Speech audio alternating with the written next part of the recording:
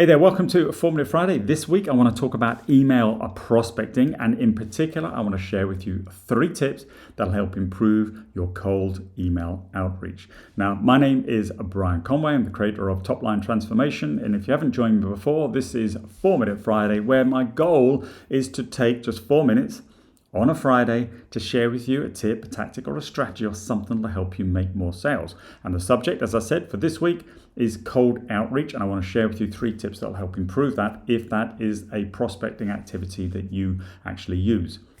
Now, as always, there's usually a catalyst behind the subject that I choose for 4-Minute Friday. And this week, it's based on a conversation I had with a young man called Léopold Kucharczyk. And Leo is an account manager for probably the world's largest software company, or at least one of them, company you would all recognize. We're running a training class for the company this week, and myself and Leo got talking. And Leo, in his past life, used to be a BDR, so he was a business development rep, and therefore used to have to do a lot of prospecting and trying to get the mind share and open the door and get access to buyers and ultimately C-suite executives.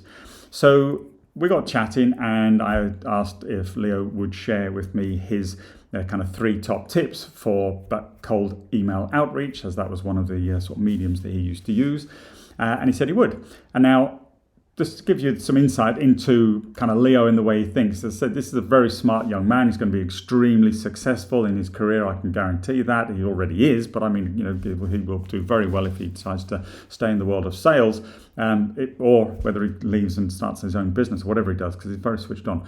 And it goes to show that by one of the things he did when trying to improve his cold email outreach is actually he reached out to EAs, to some executive assistants, and asked them, said, how do I get my emails through you, potentially as a gatekeeper, but into that email inbox of an executive, and more importantly, how do I get it read? So at least I have some chance of engaging with that individual. So he shared with me the 3 things that he did and 3 things that he found out from talking to these EAs and how it improved his performance. So let me share those 3 tips with you. And if you get value from these, please shout out to Leo in the comments or wherever you're watching this video, and just give him a big thank you as well. So first tip, he said, be very clear on who you are and what you want. So in that subject line, or that very first sentence of the email, it has got to say who you are and what you want. If they don't know who you are and don't recognize the company you work for, or understand what your intention is from the email that you've sent, or why they should be reading it, they won't. It'll just be deleted. So be very clear on what it is that you you want and what you're asking for. So this kind of almost is the headline we might talk about, or call this in sales copywriting. So you've got to get somebody to read the rest of the email in that headline. What you want and who you work for is very important. So that was the first tip. Secondly, he said it's about when you send your emails as well. He would suggest that you send them as emails between 7:30, 8:30 in the morning, and between 4:30 and 6:30 in the afternoon, late afternoon, early evening, because that is the time typically when people are commuting, and that is where they often now take the time to sit and just flick and scroll through their email inbox and clear it out, or flag those things that they may want to follow up on. So that is the best time to get somebody's attention. That is when they are looking at their emails. And tip number 3 was to be very concise. A long-winded, rambling email, if somebody has to scroll, they're probably deleting it. So again, try and get your message to fit within a single mobile-sized kind of screen, so that somebody can read it in one go, as I said, without scrolling.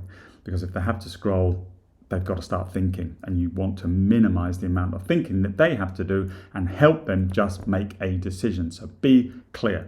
So there you go, 3 things that you can do. Have a very powerful kind of subject line, be very clear on who you are and what you want, send it at the right time, and then be very concise on the message that you are trying to convey. So keep filtering it down. So it's a very powerful technique of using the size of a single screen.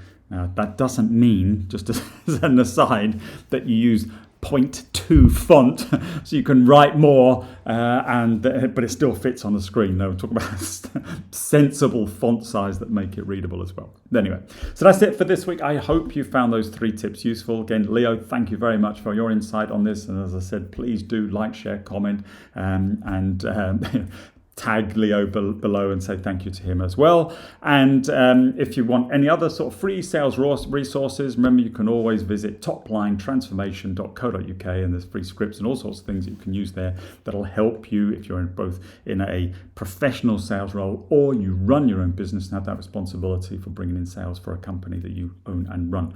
Either way, my goal is to help you grow your top line and be more successful. So from that perspective, I'll leave that. I hope you have a great weekend. I hope next week you have a great week of selling. And if you do cold email prospecting, I hope you apply what you've learned here, because that's where the power is in the application. And you do actually start to see an improvement in the number of executives, C-suite individuals, or buyers that you ultimately start to prospect with. Take care. Have a great week. Bye-bye.